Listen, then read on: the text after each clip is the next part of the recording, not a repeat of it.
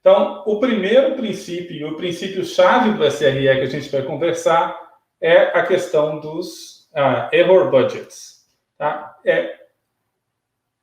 Em português, né, o orçamento de erros, né, quanto de erro você pode ter. Né? Já que a gente está falando de orçamento, já que a gente está falando de erros, eu acho que, né, uma coisa bem legal que a gente pode conversar agora é sobre como medir isso. Né?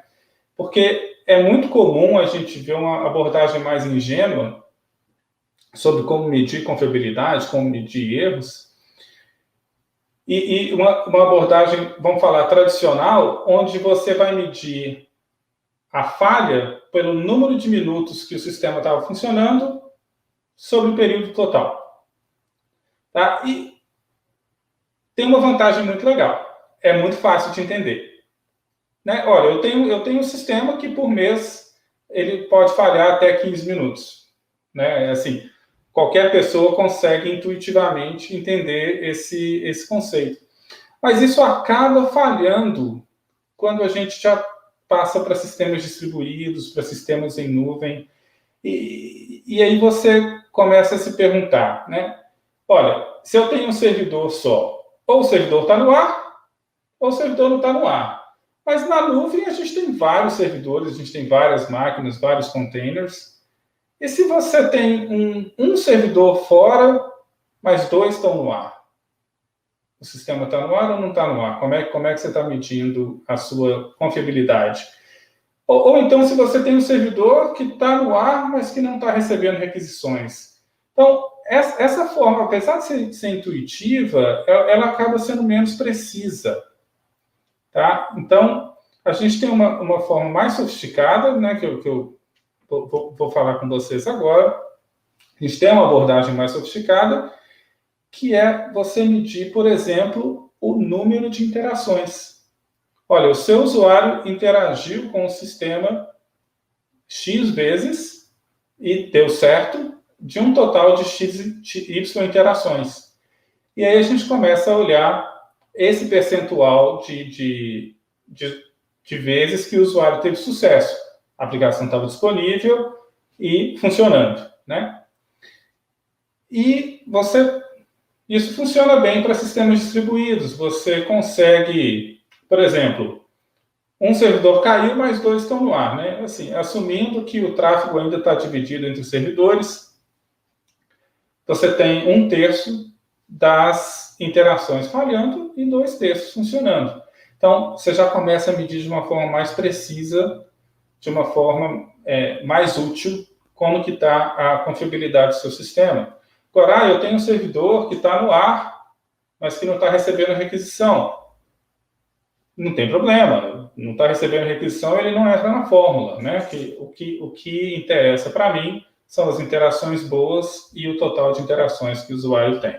Então, isso é para dar um exemplo de como que SREs medem, a gente mede confiabilidade, né? De uma forma mais precisa. E só para aplicar, acho que todo mundo conhece essa tabela, né? Se você tem 3 nós de disponibilidade, quer dizer que você pode ter 43 minutos fora do ar por mês. Ou se você tem 3 novos e meio, você pode ter 21 minutos, que é essa forma mais simples de medir disponibilidade. E quando a gente passa a olhar a taxa de erros, aí você tem uma questão mais mensurada, né? Às vezes você está tendo 10% de taxa de erro. Então, se você tem um objetivo de ficar no ar 99,95% do tempo, de ter essa confiabilidade, se você tem 10% de erro, você tem 3 horas e meia para gastar antes de passar o limite. Se você está tendo 0,1% de erro, você vai gastar esse limite em 15 dias.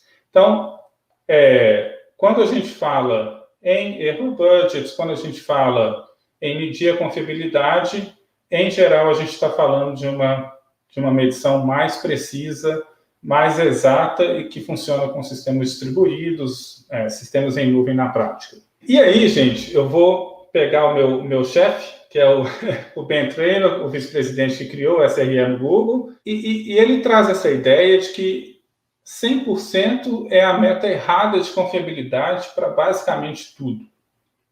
E a gente vai começar a desmiuçar o porquê, mas é aquela história que eu tinha comentado da engenharia, né?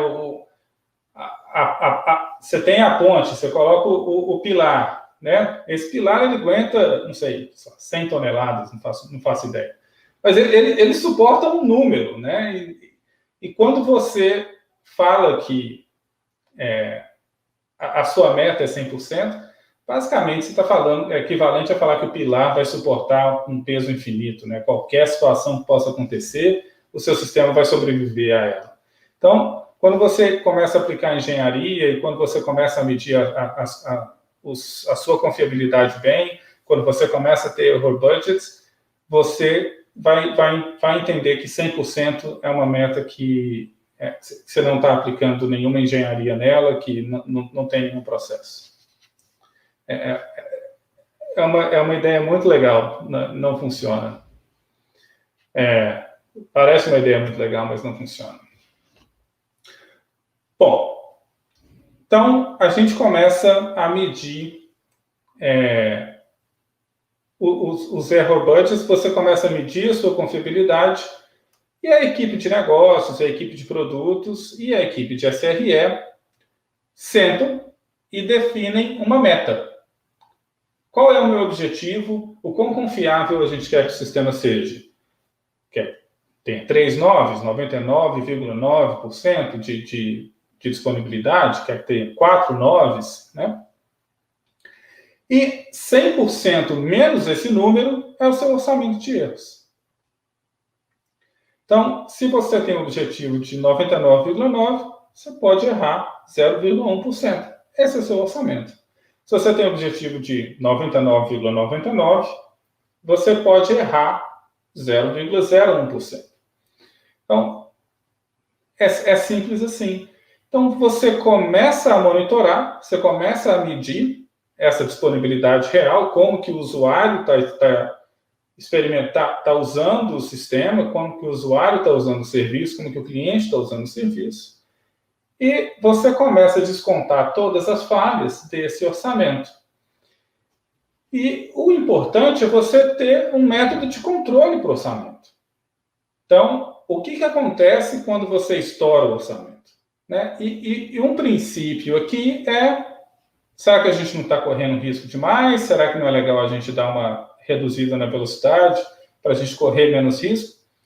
Porque no final, a equipe de negócios, os clientes combinaram que queria que o sistema tivesse no ar X%, a gente não está entregando isso, então vamos piorar a situação. É mais ou menos o princípio do error budget. É claro que a gente pode olhar isso, né, de uma forma mais ampla também. Poxa, se o sistema ficar extremamente ruim, então a gente vai ter que parar todo o desenvolvimento, porque a gente precisa alargar o pilar, né? Melhorar a confiabilidade do sistema.